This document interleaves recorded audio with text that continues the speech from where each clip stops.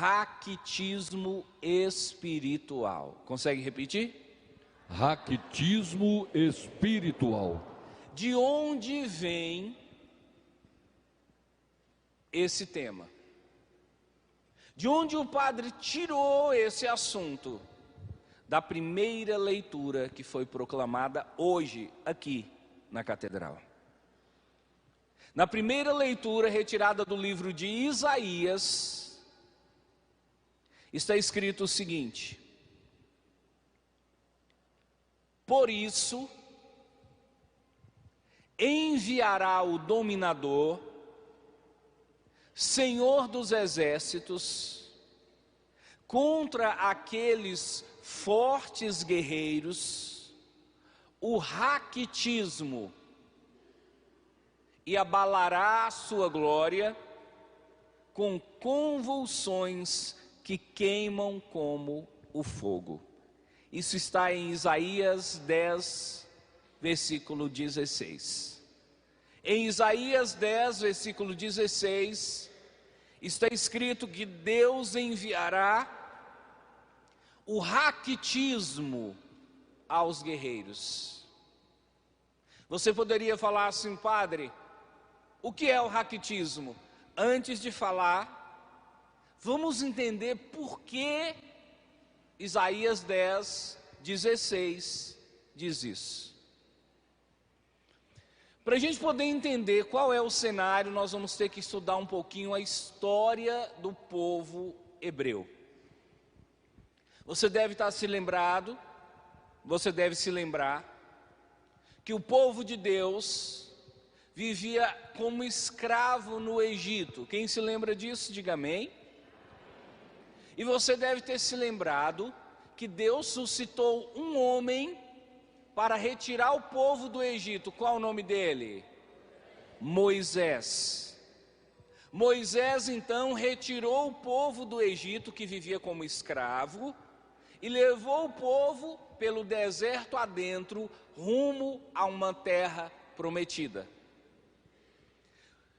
Depois de 40 anos peregrinando pelo deserto, eles chegaram à terra de Canaã.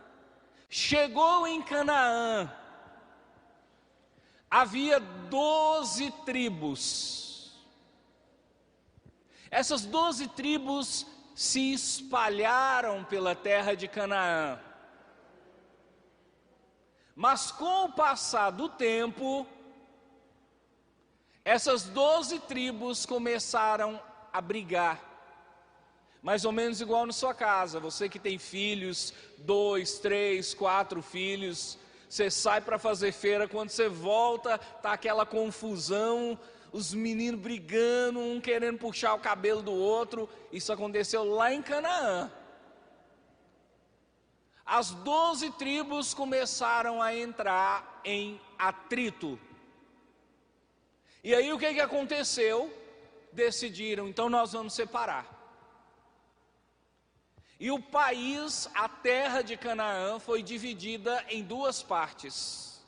2 reinos, reino do norte e reino do sul. Quais foram os 2 reinos que dividiu a terra de Canaã? Reino do norte e reino do sul. No reino do norte ficaram 10 tribos.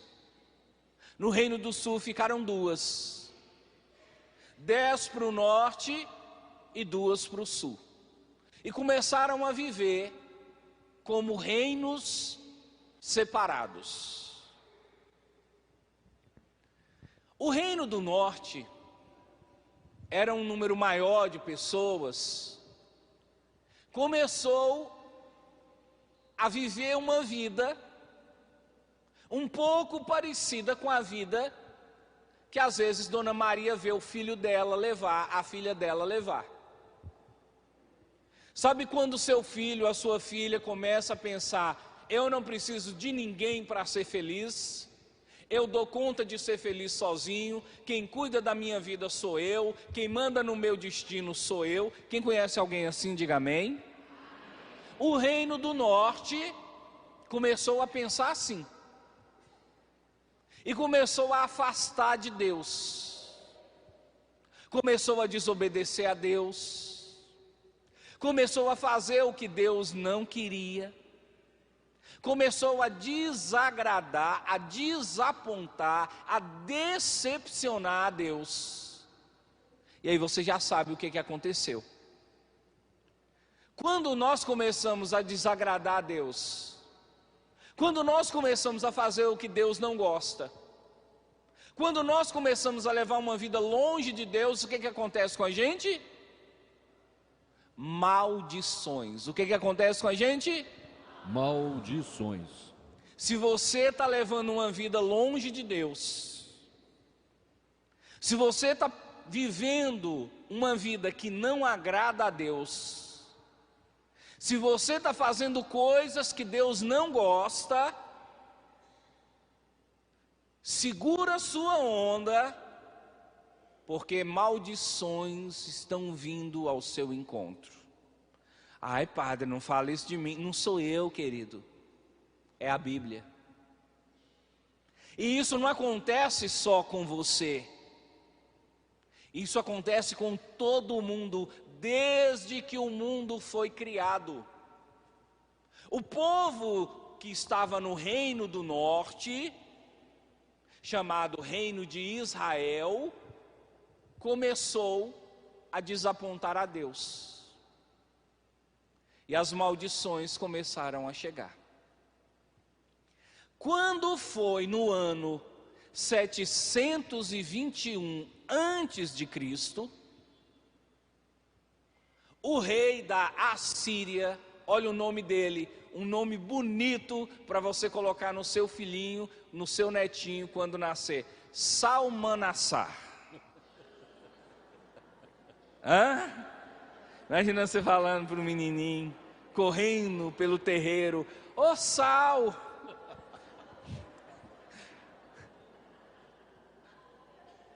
Ou então, se você quiser, você pode chamar ele de Sá. Ô Sá! Passa aqui, Sá! O nome do rei da Assíria qual era? Salmanassar.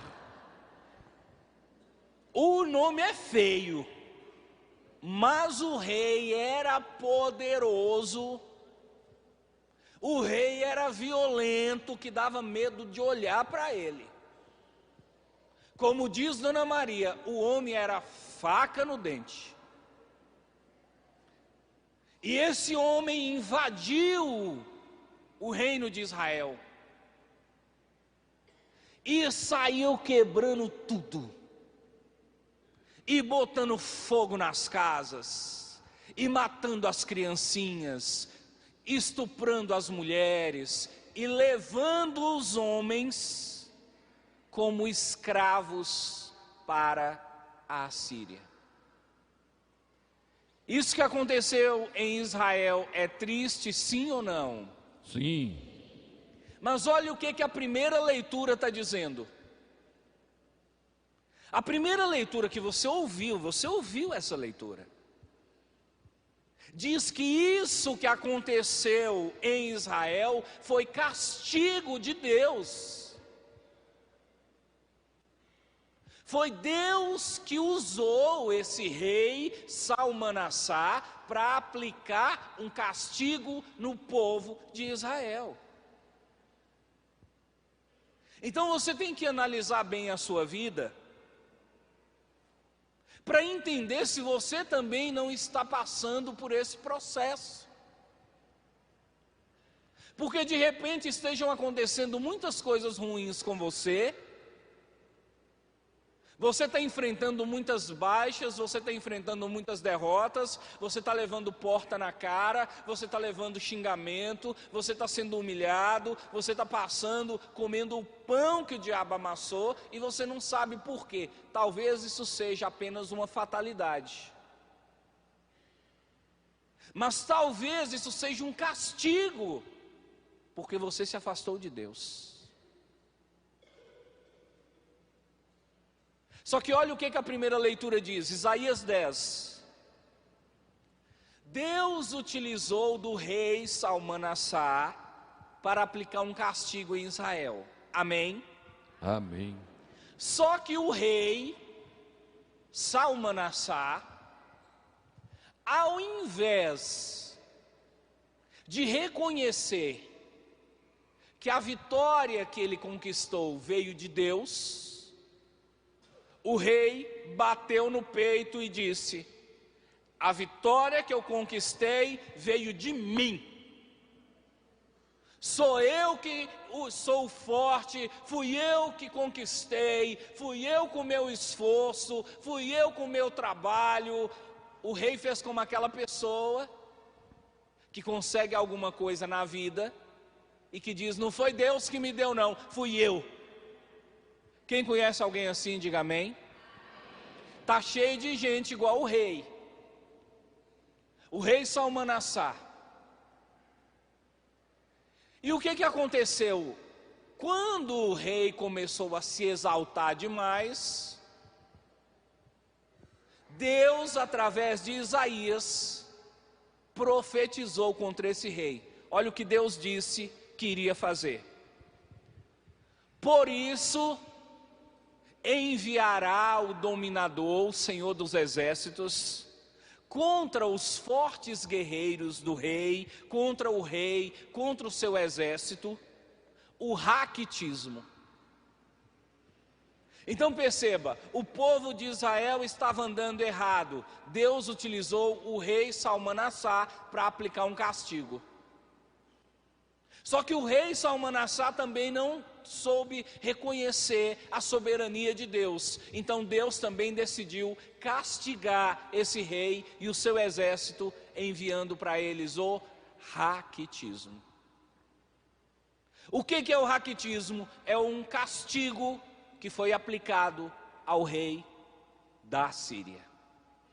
Amém, querido? Amém. Mas, padre, o que é o raquitismo em si? Esse termo raquitismo foi utilizado pela tradução que você tem na liturgia da palavra, mas para nós hoje esse termo raquitismo designa uma doença. O raquitismo é uma doença que atinge crianças. Como são as crianças que têm raquitismo? Um dos grandes sinais do raquitismo, Dona Maria na Roça vai entender na hora. Você já deve ter ouvido, já deve ter visto alguma criança com as perninhas que a gente costuma chamar cambotas. Quem já viu alguma criança assim, diga amém. Crianças com pernas cambotas, as perninhas tortas para dentro, são crianças que em geral tiveram raquitismo. O raquitismo é uma doença que é consequência da falta de vitamina D no organismo da criança. Como a criança não recebeu essa vitamina, os ossinhos da criança ficam fracos. E aí as perninhas da criança ficam cambotas. Às vezes o peito da criança estufa demais. Às vezes a cabeça da criança cresce demais. Isso é raquitismo. E o que acontece com uma criança que tem raquitismo? Os ossos daquela criança são mais fracos do que os ossos de uma criança comum.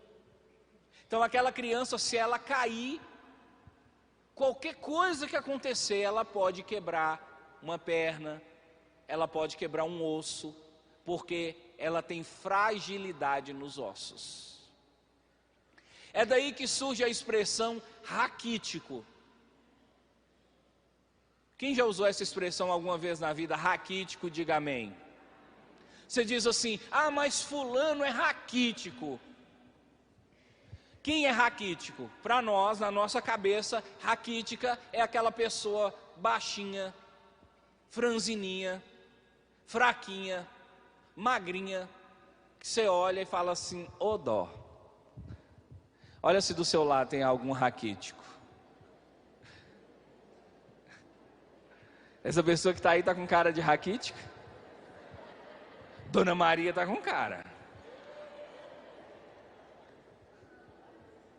Mostra a câmera para o Frei Valdo. É impressão minha ou o Frei Valdo está um pouco raquítico? E o Padre André? Tá não? Um pouquinho. Então a pessoa raquítica, ela não cresce, ela não desenvolve, ela fica fraca, qualquer coisa ela machuca, qualquer coisa ela cai, qualquer coisa ela quebra osso, ela quebra a perna. O raquítico é uma pessoa que você tem que tomar muito cuidado, que é como se fosse um vaso de porcelana. A gente utiliza essa expressão raquítico também para alguém que está fraco, muito fraco, não consegue andar, não consegue trabalhar, não consegue fazer atividade física. Aí você diz, fulano está raquítico. Quando a Bíblia diz que Deus vai mandar raquitismo sobre o exército da Assíria, Deus está dizendo assim: o seu exército era forte, mas o seu exército vai ficar fraco. O seu exército era gordo, mas o seu exército vai ficar. O seu exército era alto, mas o seu exército vai ficar. O seu exército era saudável, mas o seu exército vai ficar doente. Deus então anunciando que o raquitismo iria chegar sobre o exército da Assíria. Então você percebe que o raquitismo é uma doença física, é um problema físico, nos ossos, nos músculos, naquilo que você pode ver, pode pegar, pode fazer exame, cirurgia, pode fazer constatação empírica. Existe um outro tipo de raquitismo, que é o raquitismo espiritual. O raquitismo físico acontece no corpo. Deixa eu ver se você está esperto. O raquitismo espiritual acontece onde? Na alma. Na alma. A pessoa que foi tomada de raquitismo espiritual tem a alma enfraquecida, a alma quebradiça. Utilizando uma expressão de Dona Maria, a alma esfarinhando. A alma da pessoa raquítica espiritualmente é como os ossos daquela criancinha que tem o raquitismo. A pessoa que é raquítica espiritual é aquela pessoa que não recebeu as vitaminas espirituais. A alma ficou fraca, a alma ficou debilitada, a alma ficou atrofiada dentro do peito. Eu quero perguntar para você, você que anda tão preocupado com a saúde do corpo, você que tem na sua casa tanto remédio, você tem uma cesta, uma sacola, uma gaveta de remédio em casa. Quem tem muito remédio em casa, diga amém. Tem gente que gasta por mês quase R$1.000 só de remédio, preocupado com a saúde. Você se sente uma dor de cabeça, vai lá e toma Dorflex. Você se sente uma pontadinha na coluna, vai lá e toma remédio. Você não pode sentir dor nenhuma que você se enche de remédio. Será que você já parou para pensar que não é só do seu corpo que você tem que cuidar, mas também e principalmente da sua alma? Você que compra muito remédio para dar saúde para o seu corpo, você tem a mesma preocupação com sua alma? Você se preocupa com a saúde da sua alma? Porque uma coisa é certa, querido, para você estar saudável, não basta o corpo estar firme, é preciso que a sua alma também esteja. E o que nós temos visto hoje na igreja, no mundo? Pessoas fisicamente bem, mas a alma raquítica espiritualmente. Pessoas que estão com uma alma atrofiada, uma alma completamente engessada, uma alma debilitada dentro do corpo. E não preocupam. Preocupa com a saúde física, mas não preocupa com a saúde espiritual. Você já imaginou se o dinheiro que você gasta cuidando do corpo, você gastasse cuidando da alma? Você já imaginou se um monte de remédio que você toma para o corpo, você investisse em oração para cuidar da sua alma?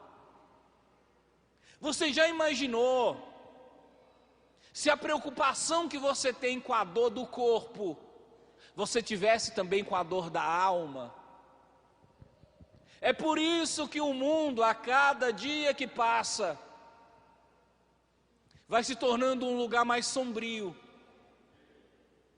A cada dia que passa, aparecem novos remédios, mas a gente continua doente. A cada dia que passa, aparecem novas cirurgias, mas a gente continua doente. A cada dia que passa, a medicina avança, mas a gente continua doente. Por quê? A gente cuida do corpo, mas a gente esquece da alma. E agora você vai olhar para a pessoa que está do seu lado e vai dizer: meu irmão, cuide do corpo, mas cuide da alma também. Fala para a pessoa.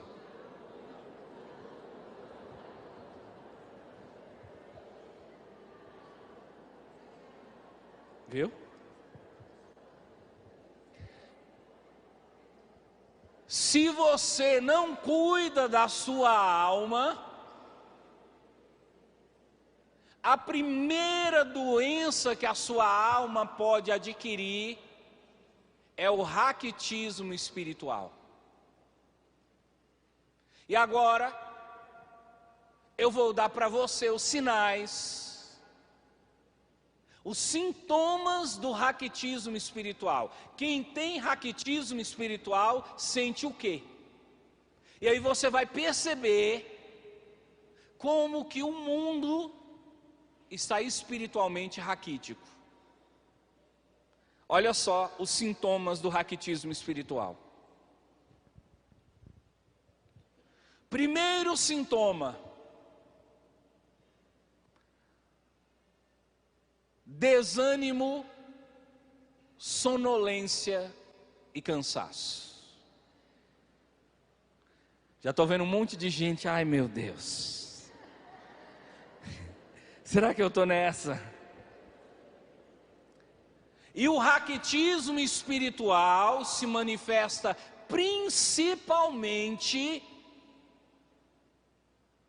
com relação às coisas espirituais. Você está bem, alguém fala, vamos rezar, bate aquela tristeza, aquele desânimo, parecendo com um chupão. Você está em casa numa boa, fala para você, vamos na missa, seu corpo chega a gelar. Parece que um caminhão passou em cima de você e você fala, nossa, estou todo dolorido. Desânimo, preguiça, cansaço, principalmente para as coisas de Deus. Você começa a rezar aquela abrição de boca. Você pega a Bíblia para ler, seu pescoço parece o pescoço de uma galinha que morreu.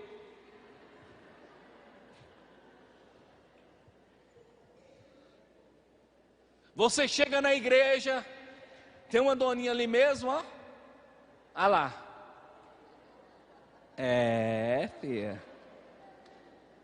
Dorme que é uma beleza. Eu propus para o Frei Valdo a gente trazer colchão para pôr no final da igreja, para você dormir.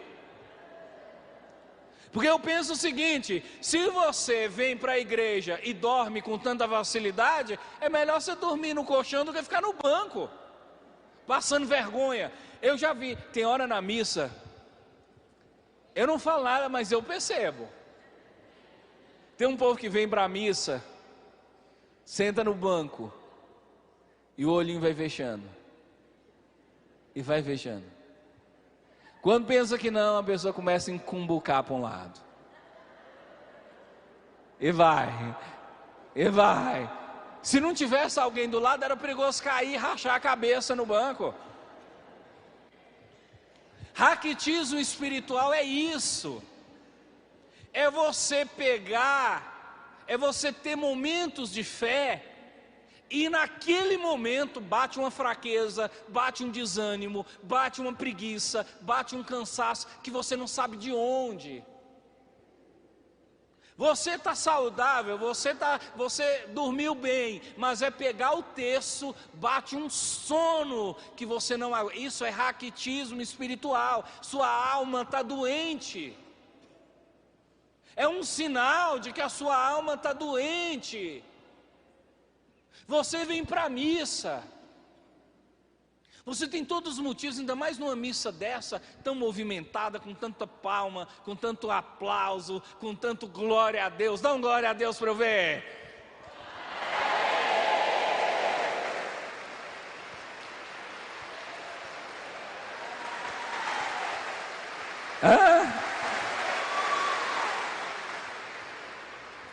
E tem gente que numa missa como essa ainda consegue dormir. Você levanta cedo, está empolgado, mas na hora que você pega o terço, parece que você passou a noite em claro. Isso é raquitismo espiritual. O que mais que é sintoma de raquitismo espiritual? Desleixo. A pessoa que tem raquitismo espiritual é aquela pessoa desleixada. Fala assim: nossa, faz mais de um ano que eu não confesso, mas tem problema não. Faz mais de um mês que eu não vou na missa, tem nada a ver não. Faz mais de 3 meses que eu não leio a Bíblia, isso tem problema não.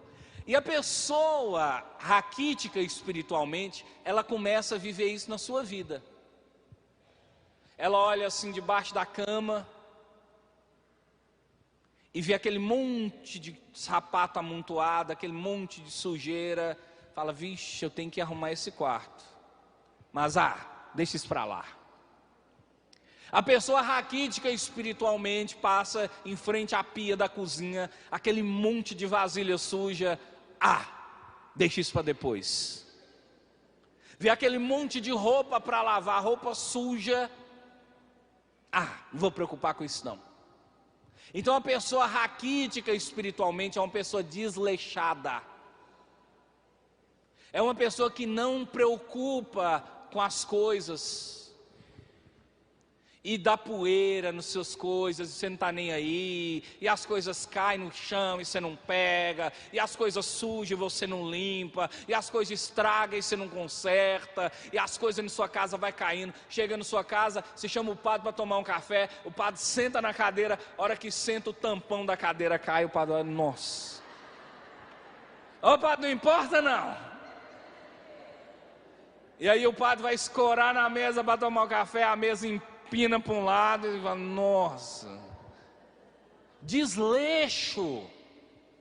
Você é desleixado, você é desleixada com suas coisas. Você não cuida do que você tem.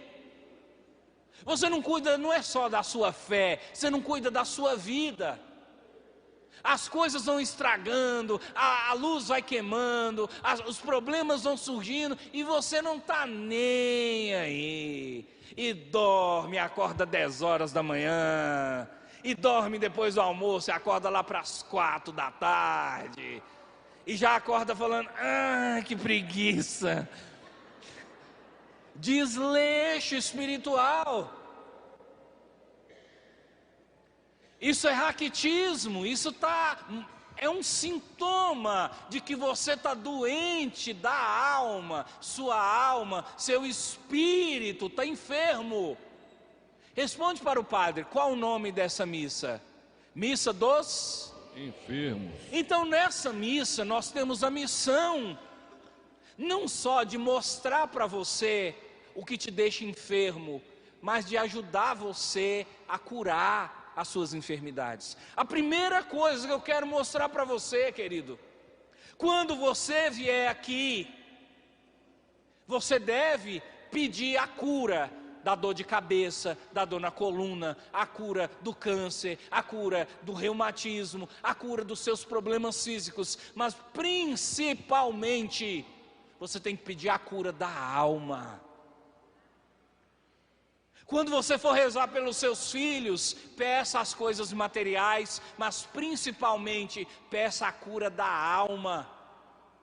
Porque às vezes você preocupa em dar o material, mas o espiritual é o que mais falta.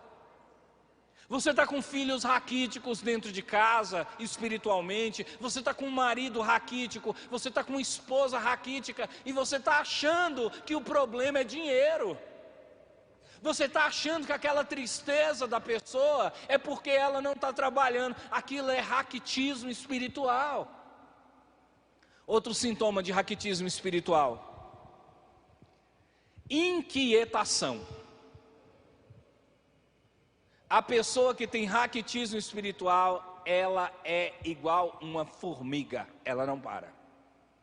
E até dentro da igreja, ela mexe na bolsa, ela olha o celular, ela passa a mão no cabelo, ela arruma a roupa, ela conversa com quem está do lado, conversa com quem está do outro, vai no banheiro 3 vezes e volta. Está em casa, está inquieta, pega o texto para rezar, reza uma Ave Maria e já sai andando, e já sai olhando se as portas estão abertas, estão trancadas, já sai olhando se o gás está desligado, se o fogão está ligado, já sai olhando se as roupas estão no varal, já sai olhando se o cachorro comeu, se o gato comeu, se a galinha comeu, se está todo mundo bem. A pessoa fica inquieta, parecendo que uma formiga está cutucando ela. Isso é sinal de raquitismo espiritual. Toda pessoa que fica muito inquieta, inclusive na missa, pessoa que senta perto de você, fica mexendo demais, inquieta demais, e coça o pé, e coça as costas, e coça os braços, coça a mão, coça a cabeça, passa a mão no rosto, olha para a pessoa e fala: eu te achei. Olha para essa pessoa do seu lado, vê se ela tem cara de quem está com raquitismo espiritual. Se estiver mexendo muito no banco, desconcertado, pode ter certeza. Dona Maria com raquitismo espiritual, liga o radinho em casa. Hoje eu vou assistir a missa do... Primeiro, é ouvir, ela fala assistir. Hoje eu vou assistir a missa do padre. E aí liga o radinho. Quando está no Em Nome do Pai, ela já está lá no quintal. Quando está no ato penitencial, ela já está na cozinha. E depois encontra o padre e fala: padre, aquilo que o senhor falou lá na homilia, eu não entendi direito. Por quê? Você não parou quieta? Você fica mexendo, você fica caminhando pela casa, parecendo um bicho. A pessoa inquieta tem problema.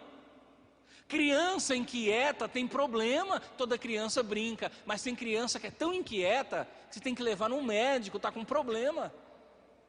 Ô padre, é possível ter criança com raquitismo espiritual? Sim, é possível.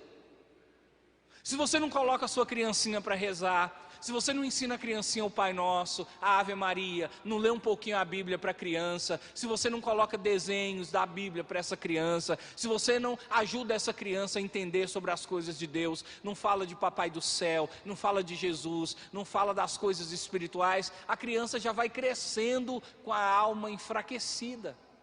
Porque, querido, uma coisa é certa: da mesma maneira que o seu corpo precisa de comida para ficar saudável, a sua alma precisa de alimento para ficar saudável.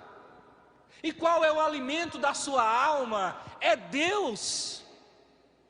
Enquanto você não dá Deus para a sua alma, ela vai ficar fraca, debilitada, ela vai ficar atrofiada dentro de você. Por isso que essa missa é tão importante, porque essa missa é uma oportunidade de dar Deus. O que nós fazemos aqui? Nós sentamos você numa mesa e falamos para você: vem cá que eu vou te dar comida. E nessa missa aqui, você sabe, aqui nós não servimos papinha não, aqui é feijoada para você.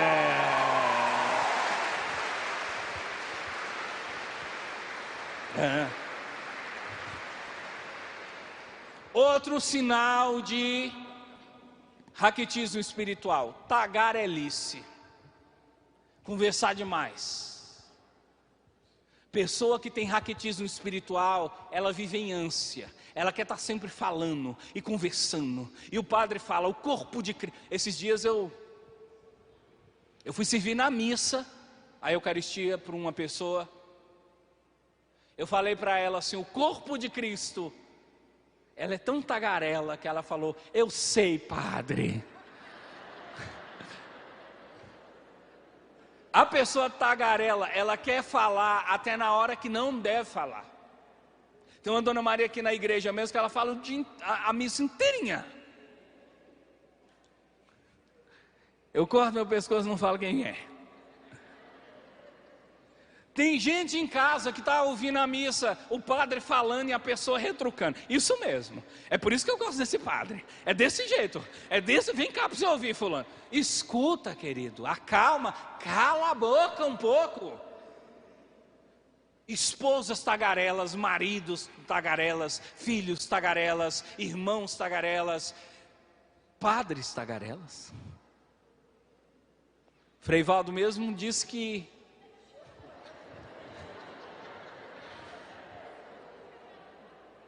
a missa demora, porque tem um padre que é muito tagarela. Faz 5 anos que eu estou tentando descobrir quem é esse padre.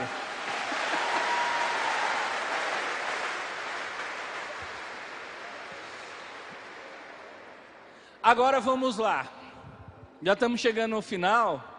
Eu preciso explicar para você de onde vem o raquitismo espiritual. Qual é a causa do raquitismo espiritual? Você pensa assim: é porque a pessoa não reza. Não é só.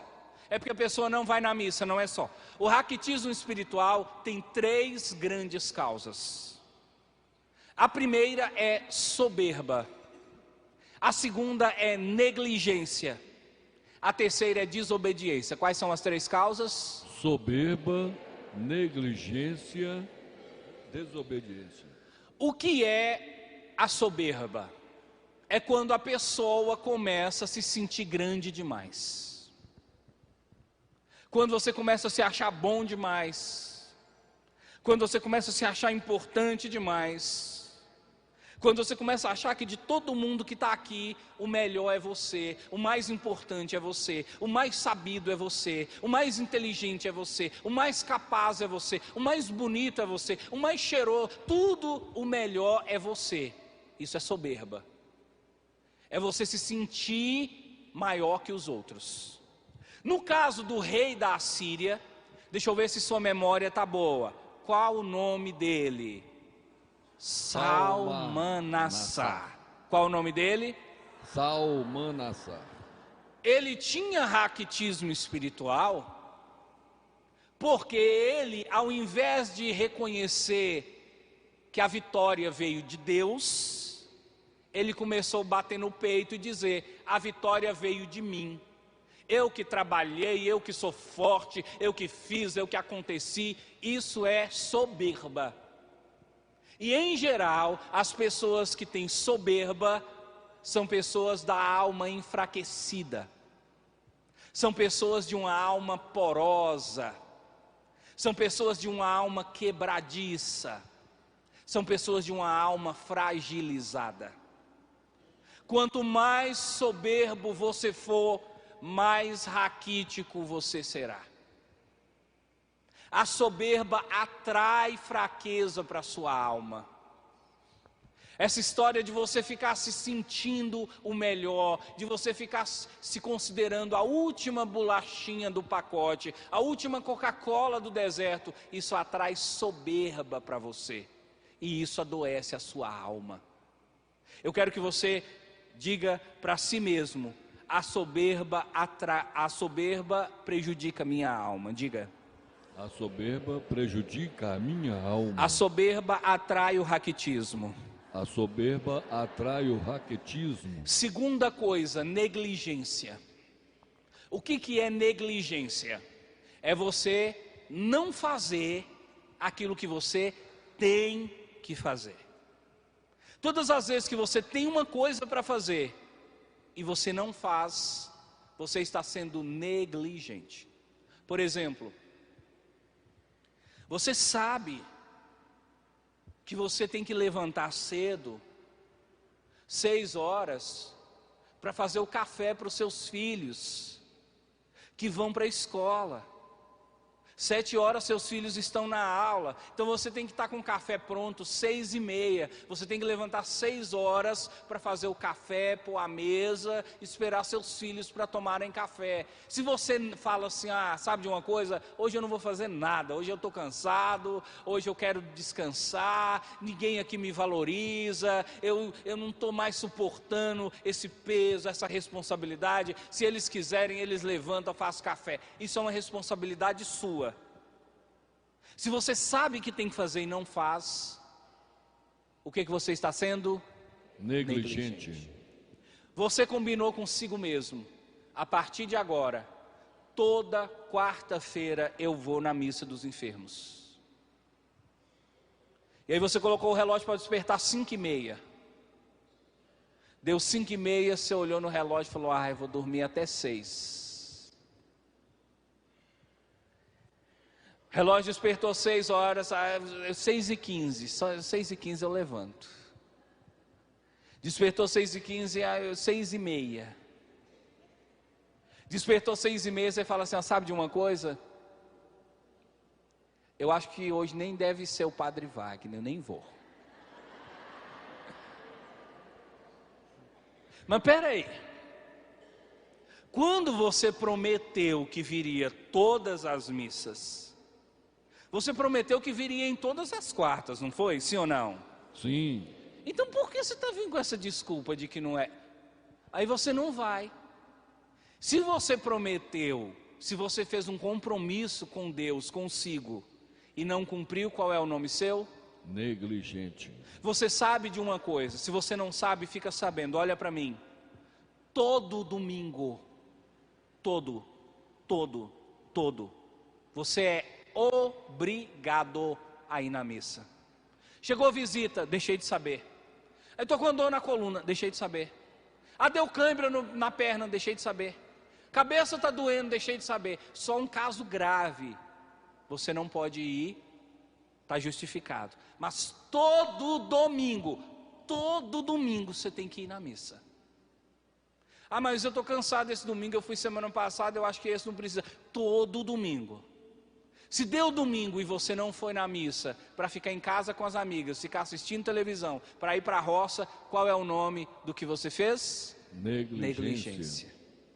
A negligência, ela gera raquitismo espiritual.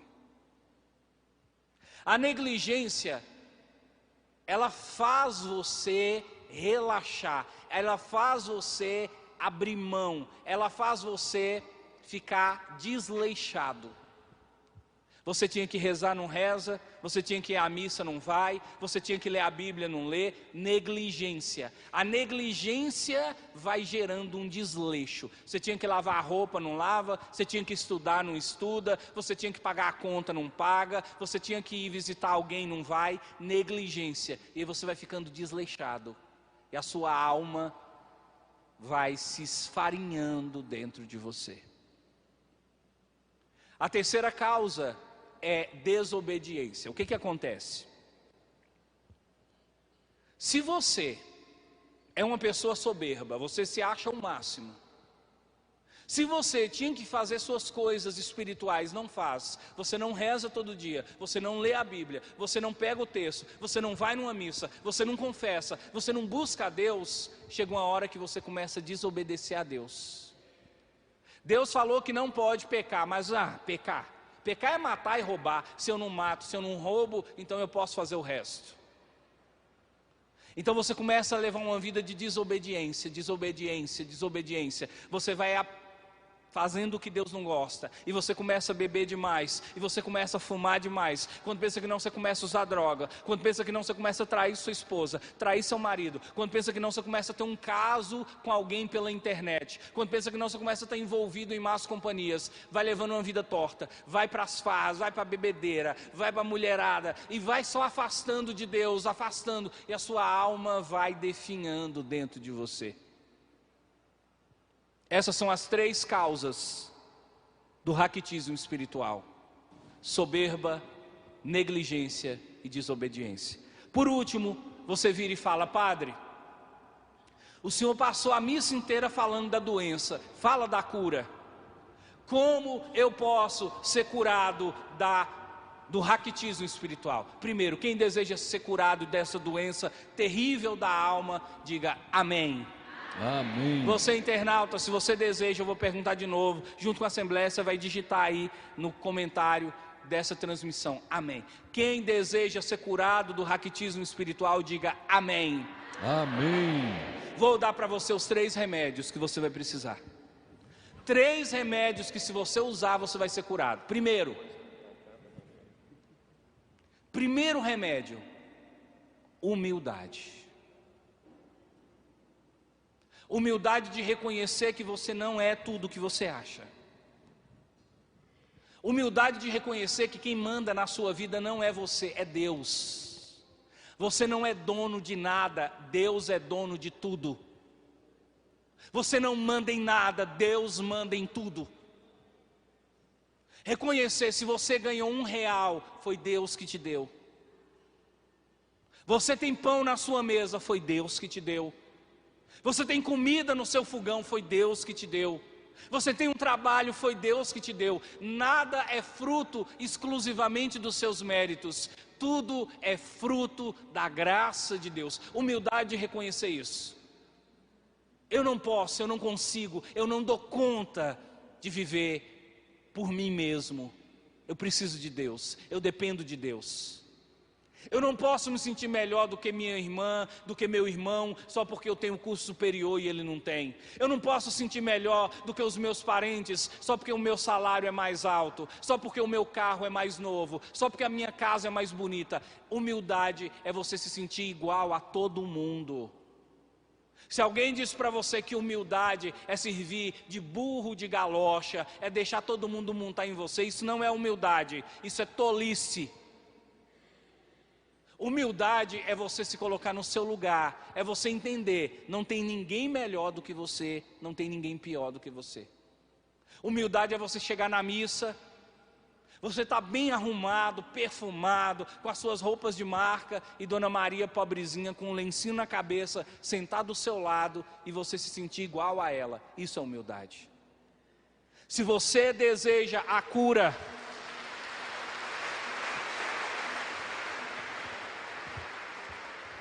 se você deseja a cura do raquitismo, trabalha isso, humildade. Peça a Deus isso, humildade, se sentir igual a todo mundo. Segunda coisa, diligência. Negligência é você não fazer o que tem que fazer. Diligência é você ter que fazer, é você fazer tudo o que você tem que fazer. Por exemplo, você estabeleceu para você todo dia: eu vou rezar o texto todo dia, eu vou ler um pedacinho da Bíblia todo dia, eu vou na missa toda quarta-feira, eu vou na missa todo domingo. Diligência é você cumprir aquilo que você prometeu. Eu vou rezar, então eu vou rezar. E eu não vou dormir se eu não rezar. Enquanto eu não rezar, eu não vou para a cama. Eu prometi que eu vou na missa, eu vou na missa. Aconteça o que acontecer, eu vou na missa. Diligência, cumprir as suas tarefas, fazer o que você tem que fazer, não deixar para amanhã, não deixar para depois, não pedir os outros, façam para mim. É você que tem que fazer, é você que tem que rezar, é você que tem que bater o joelho no chão, é você que tem que ler a Bíblia. Nada de falar para sua esposa: você está indo na missa? Reza para mim. Você está indo rezar? Reza para mim. É você que bate o joelho no chão e pede a Deus. Isso é diligência, fazer o que tem que fazer na hora certa, do jeito certo. E por último, e talvez o mais importante, obediência. Eu não quero que você obedeça o padre, eu não quero que você seja seguidor do padre. Meu propósito não é levar você para mim, não é levar você para o Frei Valdo, não é trazer você para a catedral. Sabe por quê? Porque nem eu, nem o Frei Valdo, nem a catedral podemos salvar a sua alma do fogo do inferno. Nosso propósito, o meu propósito, é levar você para Deus.